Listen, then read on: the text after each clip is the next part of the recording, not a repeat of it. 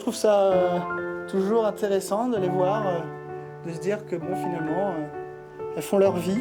Benoît Gilles est spécialiste des insectes, mais surtout un grand passionné. Entomologiste depuis ses plus jeunes années, le Charentais observe ces petites bêtes dans son laboratoire d'élevage. Objectif, faire des programmes de préservation et mettre son savoir-faire au service des agriculteurs. Alors ça, c'est une mouche soldat noir. C'est les adultes reproducteurs qui vont pondre des œufs. Ces œufs vont émerger, des petites larves, des petits asticots. Et c'est les asticots qui vont transformer de la matière organique peu valorisée, des invendus alimentaires, en protéines animales. Des protéines qui vont enrichir les sols. Rendez-vous est pris à quelques kilomètres d'ici avec Frédéric Bourgoin.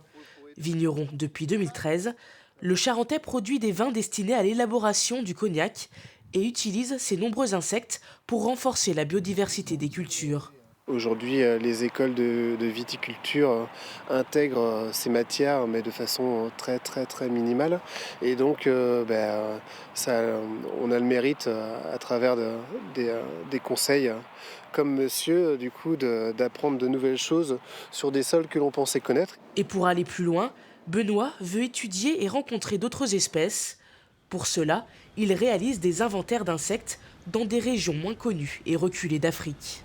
L'an dernier, l'explorateur est parti au large d'une forêt tropicale, au Ghana, avec une ONG. Les insectes jouent un rôle vraiment central et indispensable à l'équilibre des forêts tropicales.